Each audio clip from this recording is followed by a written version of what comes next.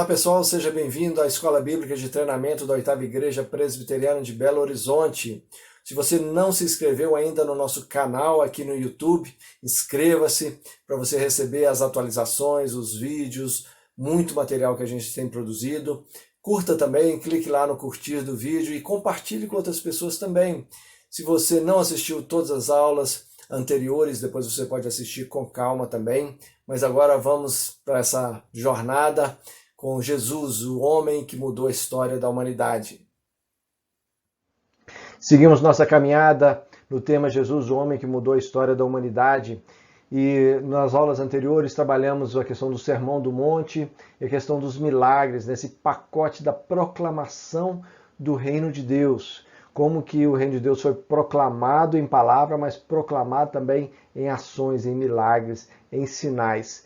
E agora nós vamos trabalhar essa ideia da proclamação, mas também da resistência que Jesus enfrentou, especialmente com os fariseus, os escribas, aqueles que eram os líderes religiosos. E isso é marcante em todos os evangelhos, mas também vamos ver como que Mateus trabalha esse tema. Bom, dando uma breve recapitulada na questão da proclamação do reino, na primeira etapa vimos como que Mateus 5 a 7, no chamado Sermão do Monte, a gente tem esse ensino do reino, essa ética do reino, esse viver do reino. E depois, nos capítulos 8 e 9, vimos o poder e as obras do reino sendo expressas através da cura, da libertação, dessa manifestação de Deus através do poder de Jesus Cristo. E assim as coisas vão caminhar. E essa missão agora começa a entrar em conflito, não com ela mesma, mas especialmente com aqueles que estavam no cargo ali dos religiosos da época. E essa oposição vai se mostrar cada vez mais crescente. Por exemplo, Mateus 9, esses versos 3, 11 e 34, a gente já vê essa manifestação dessa oposição, dessa resistência. Verso 3 diz assim: alguns escribas diziam consigo, este blasfema, quando ele levanta aquele paralítico antes falando que ia perdoar os seus pecados. Verso 11, ora vendo isso, os fariseus perguntavam aos discípulos, por que come o vosso mestre com os publicanos e pecadores? Jesus sendo questionado, os discípulos, na verdade, eles sendo questionados por causa do comportamento de Jesus. Verso 34, os fariseus murmuram, pelo maioral dos demônios é que ele expele demônios. Então, eles vão questionar essa autoridade de Jesus da forma mais direta possível. Então, a gente já vê essa manifestação crescente dessa oposição a Jesus. As multidões, por outro lado, elas pareciam ser amigáveis, elas eram tranquilas, mas também frutíferas. Em que sentido? Poucas manifestações assim maiores de crer mesmo no Evangelho de Jesus, de seguir Jesus. Poucos são os que seguem a Jesus. Poucos são os que se manifestam assim, olha, nós queremos te seguir. Mesmo assim, Jesus ainda dá uma apertada nesses. Jesus é compassivo, ele percebe que as multidões estão completamente perdidas. E por causa disso ele age com compaixão e ele cura também por compaixão. E aí já nessa virada do 9 para o 10, no final do 9, a gente vê Jesus enviando seus discípulos, mas sem dar a eles ilusão de que a coisa ia ser fácil. Olha o que diz o texto. Percorria Jesus todas as cidades e povoados, ensinando nas sinagogas, pregando o evangelho e curando toda sorte de doenças e enfermidades. Vendo eles as multidões, compadeceu-se delas, porque estavam aflitas e exaustas como ovelhas que não têm pastor.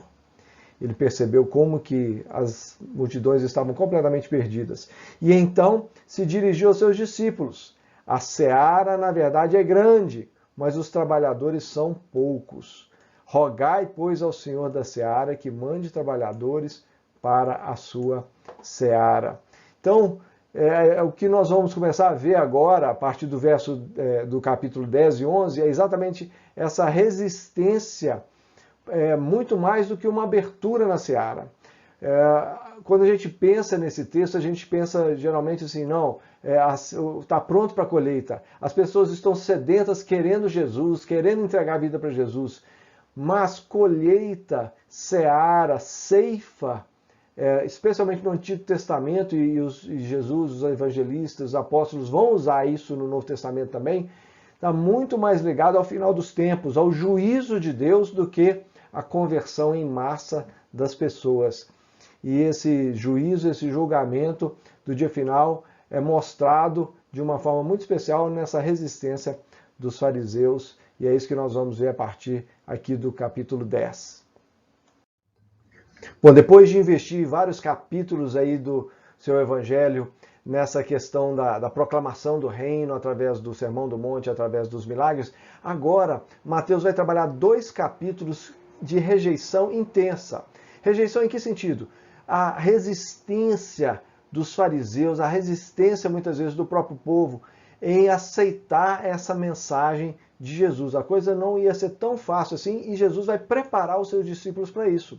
Logo no início do capítulo 4, do capítulo 10, dos versos de 1 a 4, ele vai selecionar esses 12, que vão ser os principais, os apóstolos, e os outros discípulos vão receber orientação a partir da orientação dada a esses 12. E logo depois, versos 5 e 6, ele envia esses discípulos para o local onde ele quer que os discípulos trabalhem primeiro. E tem já uma tensão. Por quê? Jesus fala para não ir para os gentios, as cidades dos gentios. Versos 5 e 6 diz assim, Jesus dizendo: não tome o caminho que leva aos gentios, nem entrem nas cidades dos samaritanos, mas de preferência procurem as ovelhas perdidas da casa de Israel.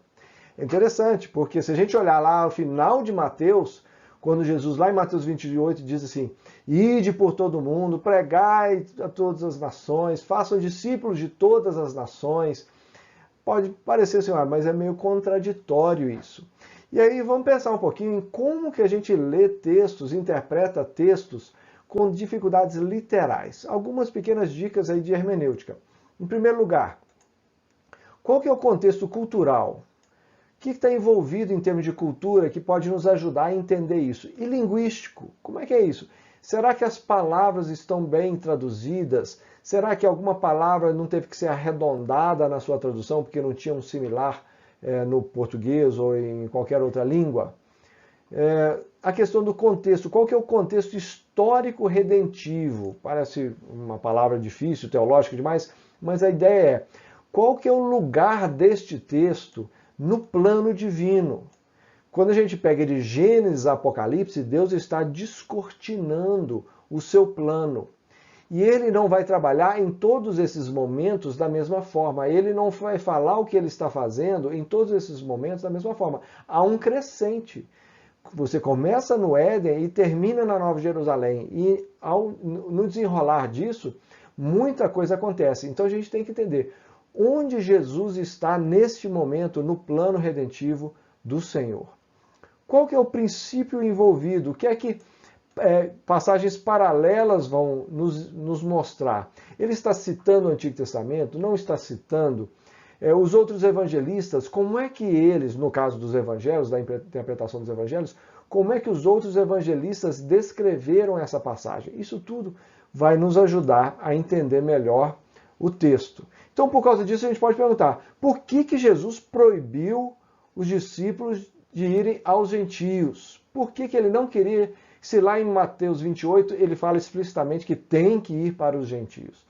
Bom, a gente tem que entender que Jesus estava cumprindo a sua obra para o povo judeu. Jesus estava sendo para o povo judeu o que depois o povo judeu iria ser para as nações. Jesus estava fazendo ali o seu laboratório, e Israel é o laboratório de Deus para as nações. Israel é o porta-voz de Deus, é a nação sacerdotal para as nações. Então Jesus está concentrando o seu trabalho em Israel primeiro, para que a partir daí, depois de morto, ressuscitado e o Espírito Santo derramado, aí sim os discípulos iriam para as nações. Tudo tinha o seu tempo. Isso não pode ser absoluto, por isso que é muito delicado quando a gente pega alguns textos literais, olha só, Jesus disse isso, então a gente tem que fazer isso. Calma, vamos entender dentro do contexto. E aí Jesus vai trabalhar isso lá com a mulher Sirofenícia, a mesma coisa. Olha, eu vim para os da casa de Israel, eu não vim para os de fora. Mas mesmo assim, Jesus já vai mostrando através dela, do centurião, como que ele tinha um olhar já para as nações, e é isso que depois os discípulos vão receber e vão ir para, sim, as nações. Por causa disso, a gente tem que pensar nisso também. Qual que é o princípio geral para o envio de missionários? Isso serve como princípio? Não. Esse fato de ir para os gentios, e primeiro para os judeus, não serve, porque Jesus vai sobrepor isso lá no final. Então, só para a gente entender um pouquinho que a gente não pode ser muito veloz, apressado na interpretação de alguns textos. Esse é um texto que a gente tem que entender ele dentro do contexto do processo redentivo de Deus. Bom, agora Jesus vai começar a trabalhar o que ele quer que os discípulos façam, quais as instruções mais detalhadas para os discípulos nessas vilas, nessas cidades dos judeus. Então ele vai, do verso 17 até o verso 15, ele vai começar a dar essas instruções. Vamos dar uma olhadinha no texto. E à medida que seguirdes, depois que forem para as cidades dos judeus, pregai que está próximo o reino dos céus, curai enfermos, ressuscitai mortos, purificai leprosos, expeli demônios, de graça recebestes, de graça dai. Não vos provereis de ouro, nem de prata, nem de cobre nos vossos cintos, nem de alforge para o caminho, nem de 2 túnicas, nem de sandálias, nem de bordão, porque digno é o trabalhador do seu alimento. E em qualquer cidade ou povoado que entrardes, indagai quem nelas é digno, e aí ficai até vos retirardes. Ao entrares na casa, saudai-a.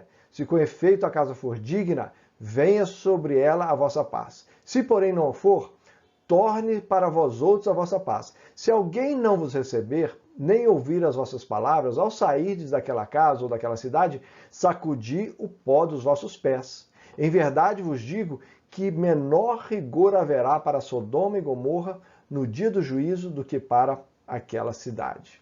Olha, é riquíssimo aqui, e é interessante porque no início ele já fala assim, olha, preguem que está próximo o reino dos céus, que é justamente o que Jesus já estava fazendo. Ele começa o ministério dele dessa forma.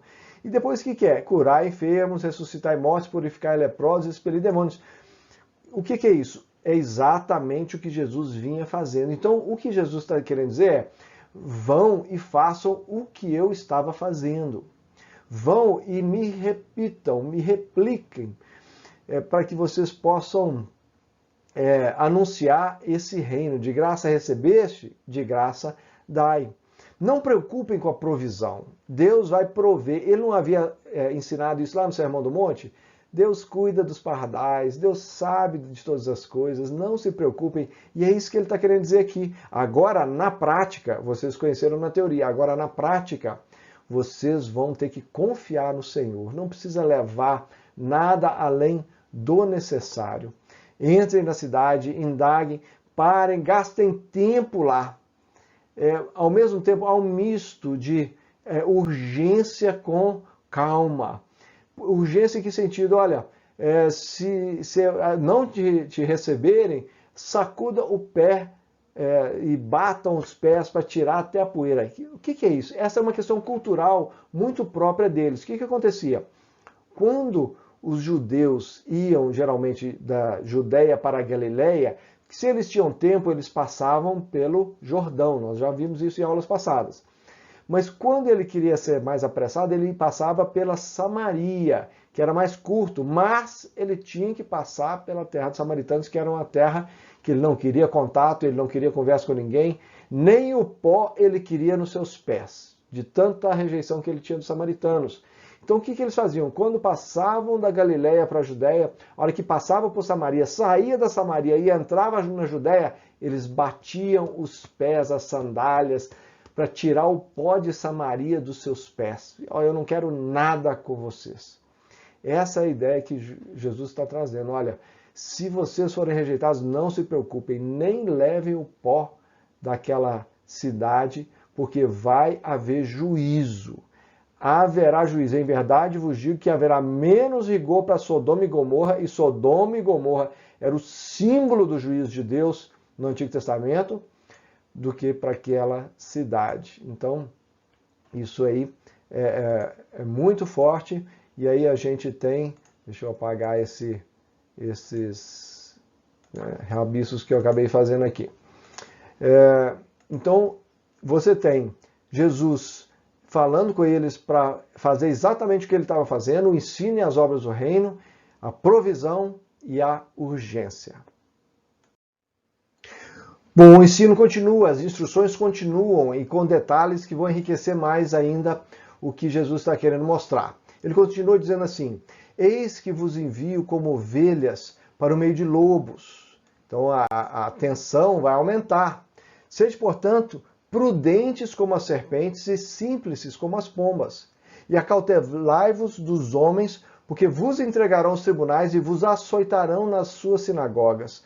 Por minha causa sereis levados à presença de governadores e de reis para lhes servir de testemunho a eles e aos gentios. E quando vos entregarem, não cuideis de como ou o que haveis de falar, porque naquela hora vos será concedido o que haveis de dizer, visto que não sois vós que falais, mas o Espírito de vosso Pai é quem fala em vós. O irmão entregará à morte outro irmão, e o pai ao filho. Filhos haverá que se levantarão contra os progenitores e os matarão. Sereis odiados de todos por causa do meu nome. Aquele, porém, que perseverar até o fim, esse será salvo. Quando, porém, vos perseguirem numa cidade, fugi para outra, porque em verdade vos digo que não acabareis de percorrer a cidade de Israel até que venha o Filho do Homem. O discípulo não é acima do seu mestre, nem o servo acima do seu senhor. Basta ao discípulo ser como seu mestre e ao servo como seu senhor. Se chamaram Beelzebul, dono da casa, quanto mais os seus domésticos. Portanto, não temais, pois nada há encoberto que não venha a ser revelado, nem oculto que não venha a ser conhecido. Bom, como eu mencionei, os campos estão brancos, a seara está pronta, não é simplesmente um sinal de que pronto, todo mundo vai se converter. A ideia de colheita está associada a julgamento. E quando a gente fala está também, isso não quer dizer que a gente não pode considerar de jeito nenhum a questão da conversão. Não, mas a gente não pode dizer que é só isso. Olha, beleza, então vamos pregar porque tudo vai dar certo. Jesus estava dizendo, não vai dar tudo certo, vai ter rejeição, vai ter perseguição, gente vai morrer quando o evangelho for pregado. Não se assustem quando isso acontecer, senão a gente começa a achar que isso não tem nada a ver com o evangelho. Olha, que isso, Jesus já disse, haverá sofrimento. Tempos difíceis vêm adiante. Olha, alguns versos vão mostrar isso muito bem. Eis que eu vos envio como ovelhas para o meio de lobos. Olha, se tem um lugar que a ovelha está frita, é no meio dos lobos. Acautelai-vos dos homens, ou seja, não confiem, cuidado com os homens, eles são traiçoeiros. Porque um irmão vai entregar à morte o seu outro irmão, pais vão entregar filhos, filhos vão entregar pais à morte, por causa dessa rejeição do evangelho. E vocês vão ser odiados por causa do meu nome. Isso tudo está dentro dessas instruções da pregação do evangelho no capítulo 10. Tempos difíceis vêm à frente. Mas também ele dá uma palavra de confiança e de perseverança. Olha, quando vocês estiverem diante de reis, olha, vai ser concedido a vocês o que vocês vão precisar dizer naquela hora. Não se preocupem, naquela hora vai ser concedido. O Espírito do vosso Pai é quem fala em vós. Ou seja, nem são vocês que vão falar, o Espírito de Deus que vai falar através de vocês. E aquele, porém, que perseverar até o fim, haverá dificuldade. Porém, aquele que perseverar até o fim, esse será salvo. A perseverança dos santos, a perseverança daqueles que são realmente separados para isso. Portanto, diz ele no verso 26, não os temais. Ecoa lá Josué, não tenha medo. Deus, no Antigo Testamento, vários momentos, não tenha medo. E Jesus agora, como profeta do Antigo Testamento, ele está dizendo, não tenham medo, porque eu já estou cuidando de todas as coisas. Dando sequência aqui a esse capítulo 10, esse riquíssimo capítulo que fala sobre esse tempo, a gente tem um versículo-chave, verso 25, quando Jesus diz assim: basta ao discípulo ser como seu mestre. Esse é o nosso alvo. É aqui que a gente precisa caminhar. Basta ao discípulo ser como o seu mestre. E Jesus vai mostrar muito bem, porque tudo que Jesus vai falar com os discípulos, prepará-los, falar com eles para fazer e prepará-los para o que ia acontecer, Jesus experimentou, fez e passou por aquilo. Então Jesus ele vai trabalhar na região de Israel, na região da Terra Prometida. Ele não vai se aventurar muito fora. Ele vai ali na região de Tiro e Sidom, Decápolis, mas ele concentra o seu ministério na Galiléia, Samaria e Judéia. Então é para isso, para esse momento que Jesus trabalhou, e é isso que ele vai falar com os seus discípulos. Exemplo aí a mulher cirofenícia, porque ela chega para pedir a cura da sua filhinha e ele fala assim: olha, eu vim para os filhos de Israel, eu não vim para os gentios. A mensagem do reino é isso que Jesus fala. Olha, da mesma forma como Jesus pregou o reino e vivenciou o reino através do seu poder, dos milagres, ele fala com os discípulos para fazer o mesmo. Deem de graça. Jesus nunca cobrou por nada do que ele fez. Naquela época existiam curandeiros, existiam mestres, existiam várias pessoas, pessoas que ensinavam a Torá e cobravam por isso, que faziam, pelo menos falavam que faziam milagres e cobravam por isso, e quanto mais cobram, mais a gente põe o pé atrás, não é não? Porque vai na contramão daquilo que Jesus fez. E ele poderia muito bem, imagina só quanto é que não valeria para Jairo a ressurreição da sua filha. Ele poderia falar para Jairo: Jairo, tudo bem, eu dou conta de ressuscitar ela, mas sabe como é? A gente vai fazer uma viagem grande aí, e nós estamos sem grana.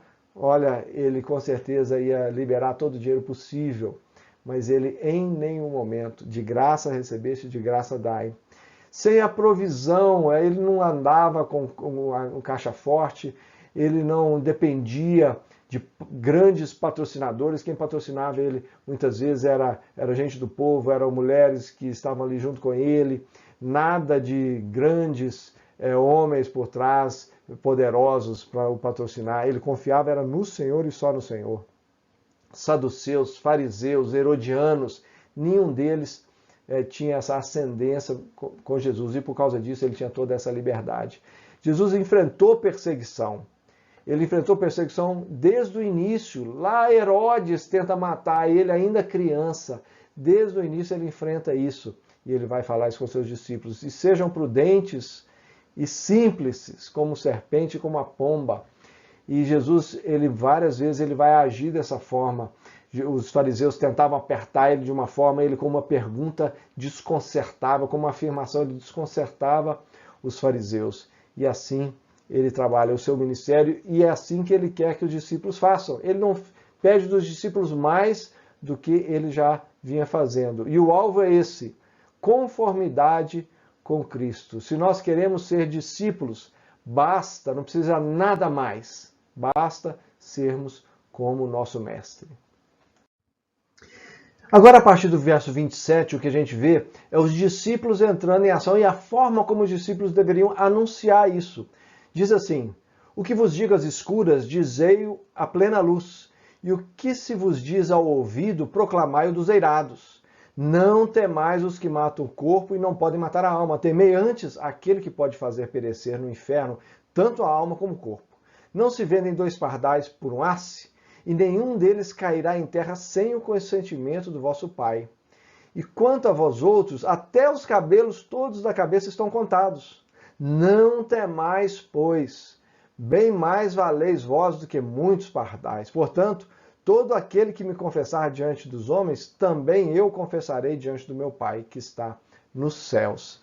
Então a ideia aqui é, olha, vocês anunciem. Eu estava aqui, trabalhando mais com vocês, e Jesus, apesar de ter momentos com multidões, ele trabalhava os detalhes, ele ensinava, gastava mais tempo com seus discípulos.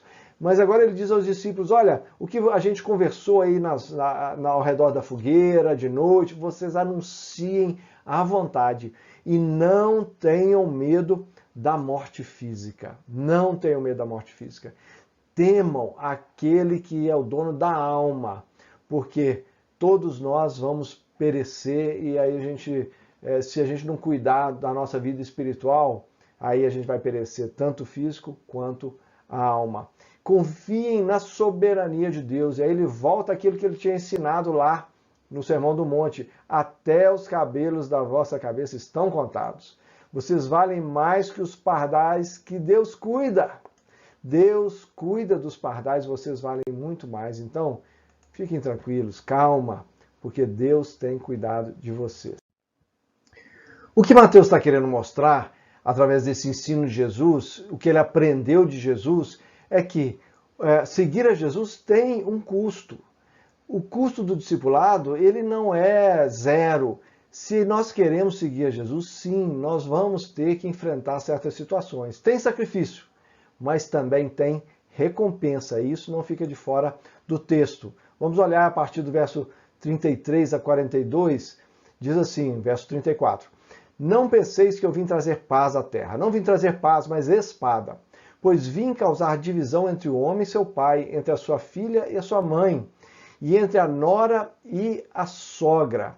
Assim os inimigos do homem serão os da própria casa. Quem ama seu pai ou a sua mãe mais do que a mim não é digno de mim. Quem ama seu filho ou a sua filha mais do que a mim não é digno de mim. E quem não toma a sua cruz e vem após mim não é digno de mim. Quem acha a sua vida, perdê-la. Quem todavia perde a vida por minha causa, achá-la.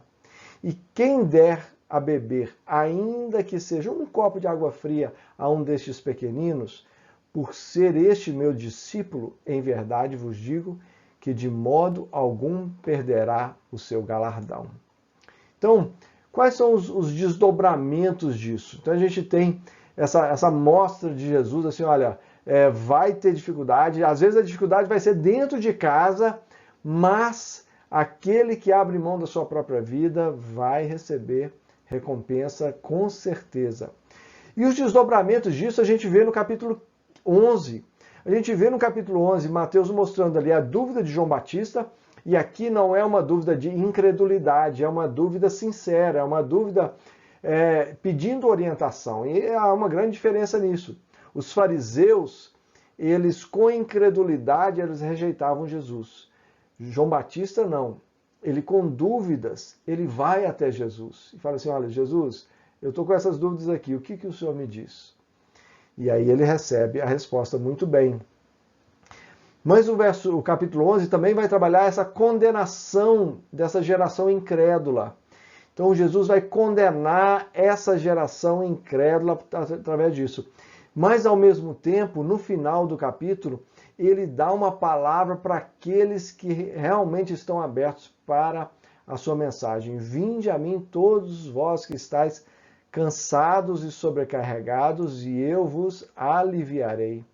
Tomai sobre vós o meu jugo e aprendei de mim, porque sou manso e humilde de coração, e achareis descanso para a vossa alma, porque o meu jugo é suave e o meu fardo é leve.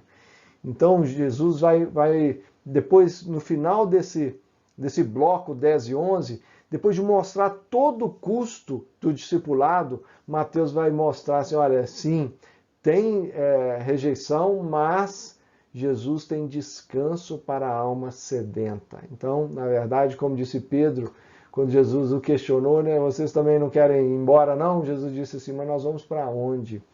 Só o Senhor tem as palavras de vida. Então, essa é essa mostra que Mateus está trazendo nesses 2 capítulos, onde os discípulos são chamados para proclamar, mas já sabendo, já conscientes que eles vão passar por grandes lutas e dificuldades.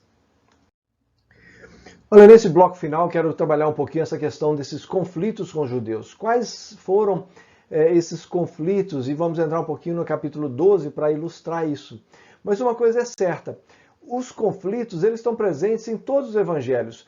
Todos os 4 evangelhos têm um bloco onde mostra Jesus entrando em conflito com os judeus. Então nós temos do capítulo 9 ao 12 com Mateus, Marcos a gente vê isso nos capítulos 2 e 3, e Lucas, capítulos 14 e 16, João vai do 7 ao 9. Então esses são, vamos dizer assim, os blocos onde os evangelistas vão concentrar e mostrar essa questão dos conflitos. Quais eram os motivos? Em primeiro lugar, batalha espiritual.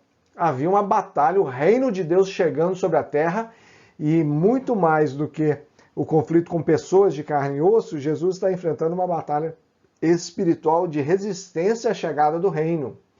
Mas também Jesus ele incomoda os poderosos, Herodes, os saduceus, os do partido de Herodes.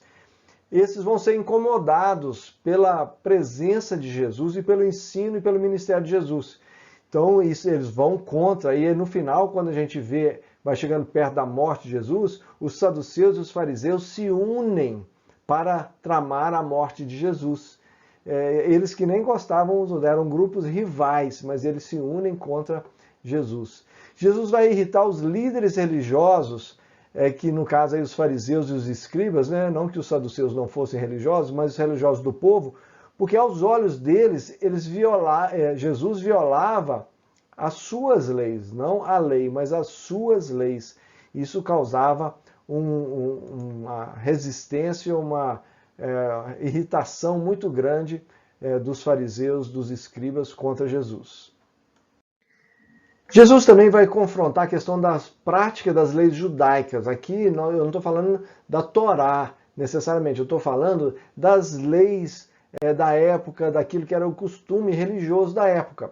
Por exemplo, Jesus quando conversa com a samaritana lá no Poço de Abraão, tinha uma Mishnah, que eram os escritos rabínicos, que dizia assim: aquele que gasta tempo conversando com a mulher traz o mal sobre si mesmo, negligencia o estudo da lei e ao final herdará a morte. Olha só como é que era. E olha que ele estava falando de gastar tempo com a sua própria mulher, muito mais com a mulher do seu vizinho. Então, essa questão de gastar, de conversar com mulher era um negócio absurdo. Por isso que os discípulos, eles estranham dele estar falando com uma mulher. Não só por ser samaritana, mas só pelo fato de ser mulher. O fato de Jesus valorizar as crianças, criança, mulher e cachorro, para o judeu homem não tinha valor. A criança só tinha valor depois que ela crescia. Enquanto era pequena, os homens não estavam nem aí para os seus filhos. Mas Jesus dá uma real atenção para as crianças e fala: olha, não afaste elas de mim de jeito nenhum. Pecadores, outro problema, mais sério ainda, porque os fariseus, eles odiavam, e eles perguntaram mesmo: por que o seu mestre come com publicanos e pecadores? Que coisa horrível é essa? Nessa mesma Mishnah Avot, que é um ensino aí dos pais rabínicos, dizia lá: olha, mantenha a distância do vizinho que pratica o mal e não se associe com o perverso, que não está longe do que era ensinado pelo Salmo 1. Mas a questão é que os fariseus não queriam nem saber o interesse desses pecadores, se eles estavam interessados em mudar de vida, se não estavam. Eles eram pecadores, sai para lá. E por causa disso, dividir uma mesa implicava comunhão e intimidade. E por isso eles não sentavam à mesa de jeito nenhum com um publicano. Tocar o impuro ou dividir algo sem o dízimo estar em dia era um negócio sério.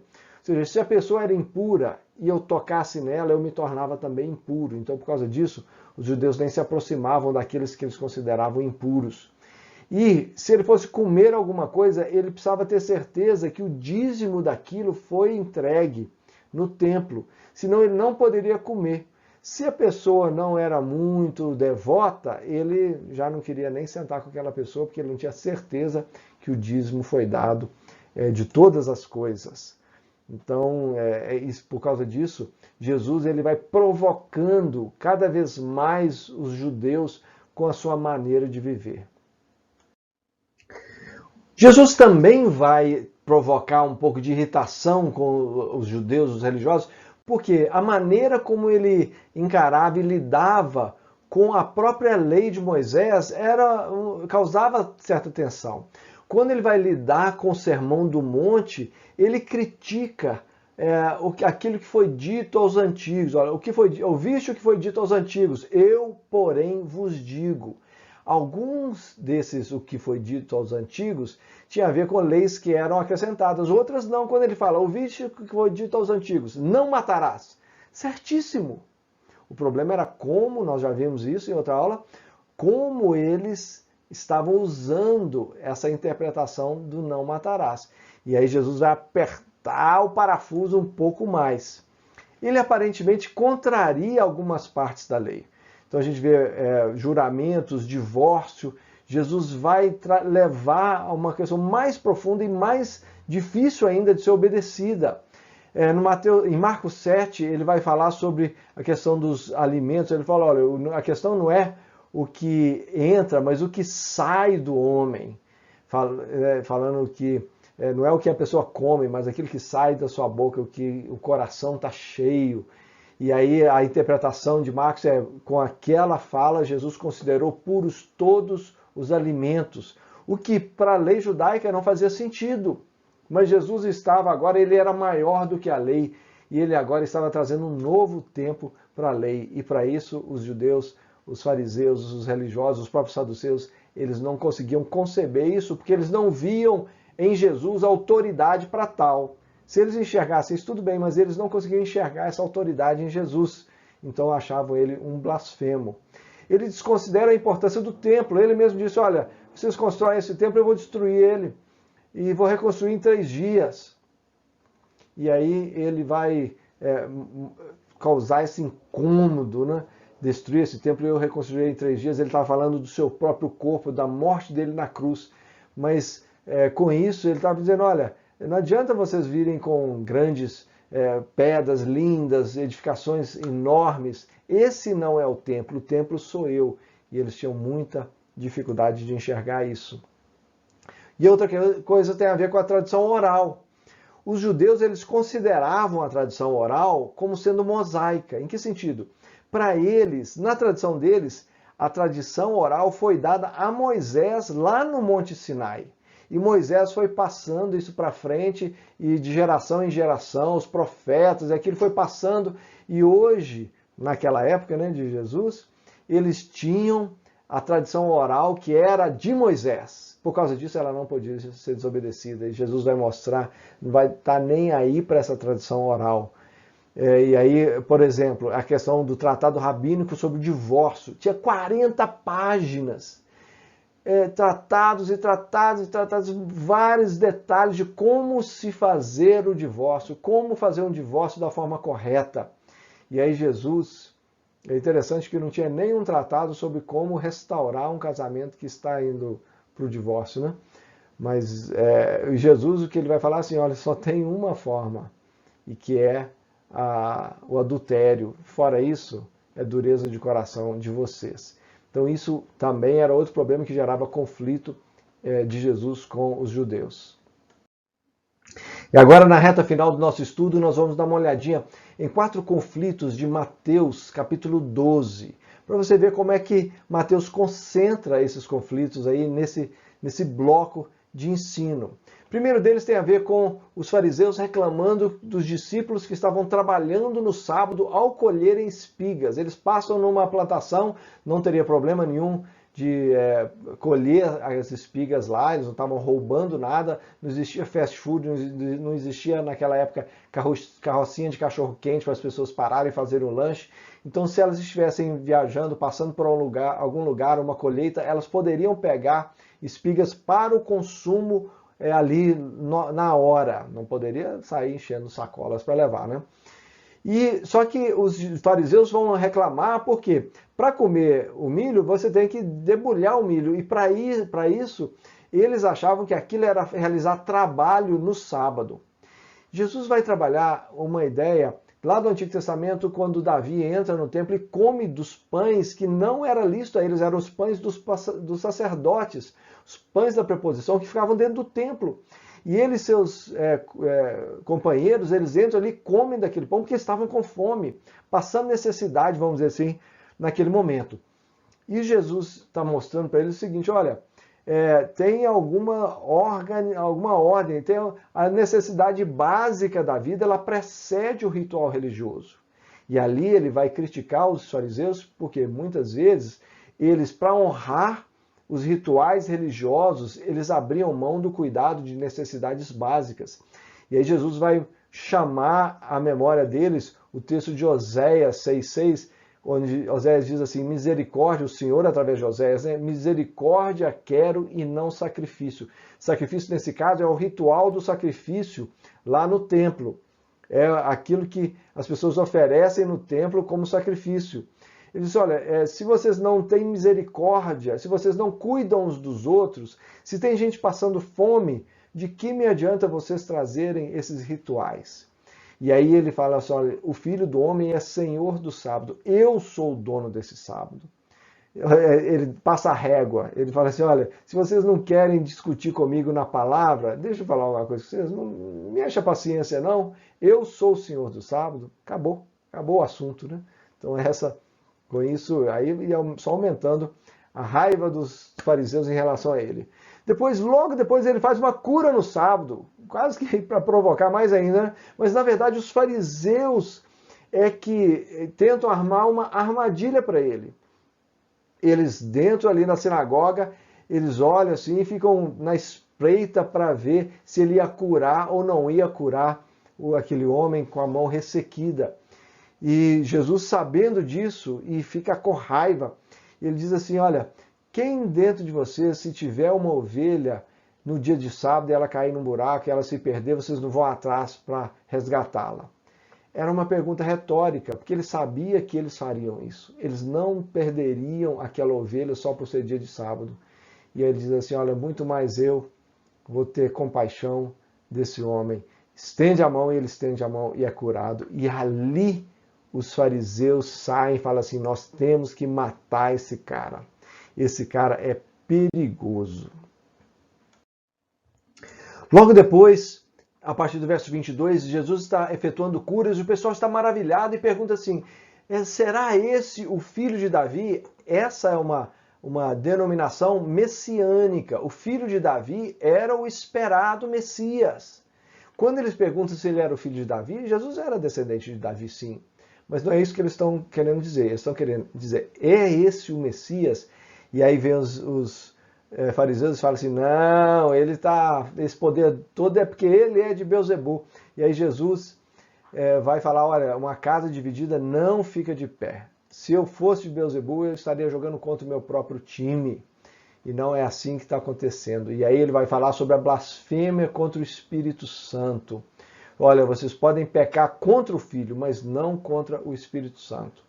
Aqui tem várias interpretações, não é fácil interpretar isso, mas quando a gente pensa na questão do Espírito Santo como sendo o que vem para derramar, espalhar toda a obra de Deus sobre a face da terra, Jesus, ele ainda não tinha completado a sua obra. A coisa ainda não estava muito clara. Então Jesus está dizendo assim, olha, vocês podem até pecar contra mim.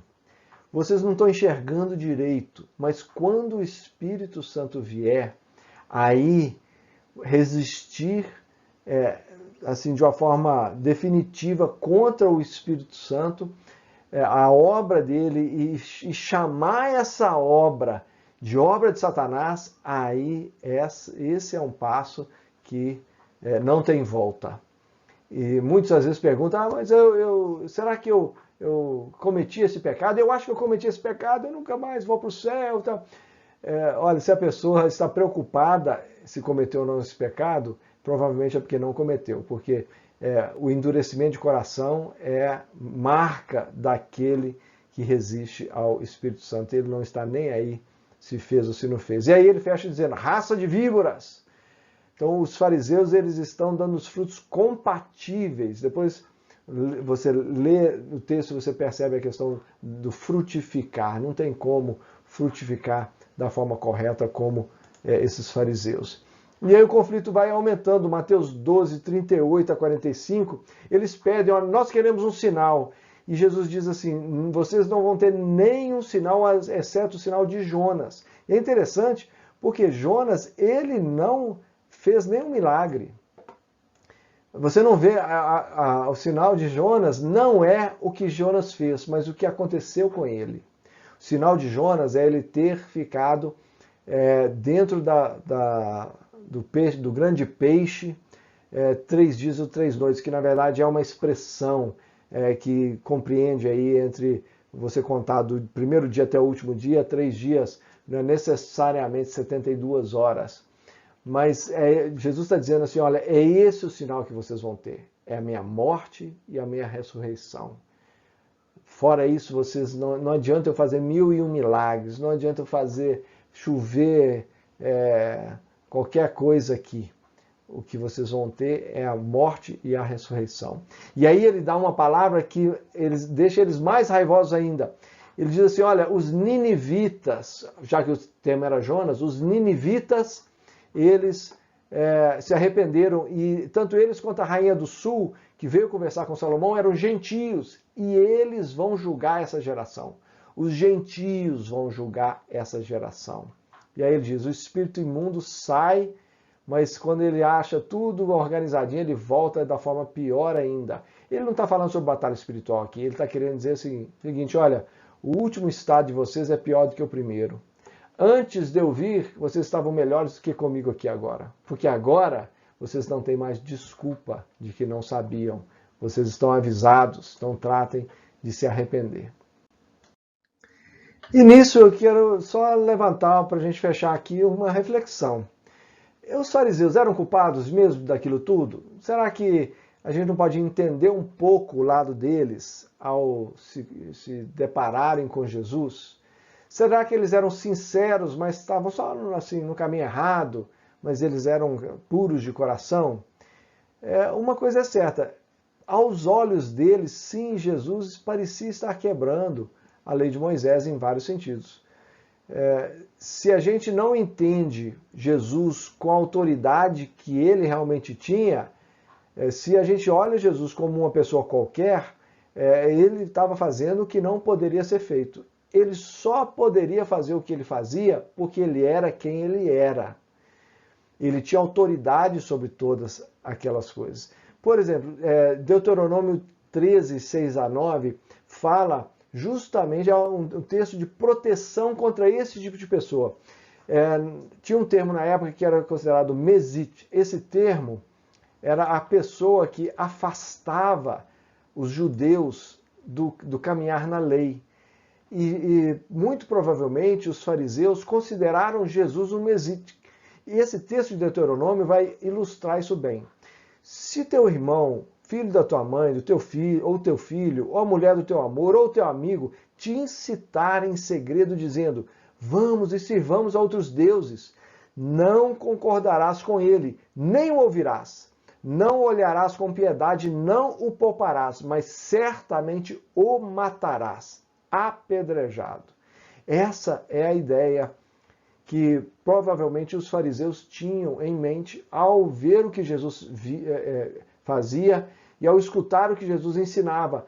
Eles provavelmente olharam para esse texto e falaram assim, nós temos que matar esse cara, porque esse cara é alguém que está incitando em segredo contra a lei de Moisés. Então eles estavam sendo obedientes à lei.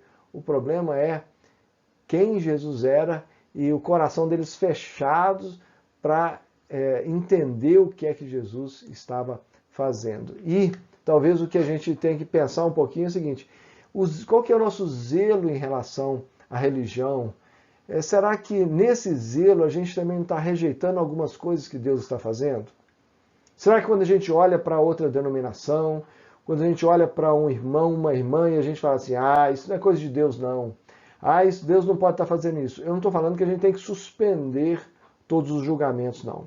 A questão é, será que muitas vezes nós estamos com os corações fechados como os fariseus para aquilo que Deus está fazendo à nossa volta, às vezes no nosso meio ou mesmo na nossa vida?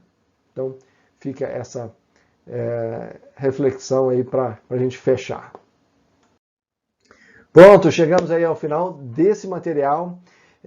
Espero que você tenha entendido assim o que Jesus estava querendo mostrar e o que Mateus queria ensinar através do ensino de Jesus, ao organizar o ensino de Jesus dessa forma, mostrando como que o conflito com os judeus ele vem em bloco. Jesus ele vai enfrentar um paredão de resistência dos judeus, dos fariseus, dos saduceus, dos escribas. E isso vai levar ele à morte lá na frente. Mas até lá tem muita coisa para acontecer e muito ensino interessante de Jesus. Na próxima aula nós vamos falar sobre parábolas e vamos dar uma geral sobre esse entendimento de como Jesus trouxe tanta riqueza de ensino nas parábolas. Que bom que você assistiu a nossa aula sobre Jesus, o homem que mudou a história da humanidade, nesse tema tão rico. E se você tem algum comentário para fazer, gostaria de escrever alguma coisa sobre a aula, tirar alguma dúvida, de tempos em tempos eu vou estar visitando aí os comentários para poder a gente interagir um pouco também, ok? Um grande abraço, espero você no domingo que vem na nossa próxima aula sobre parábolas. Um abração!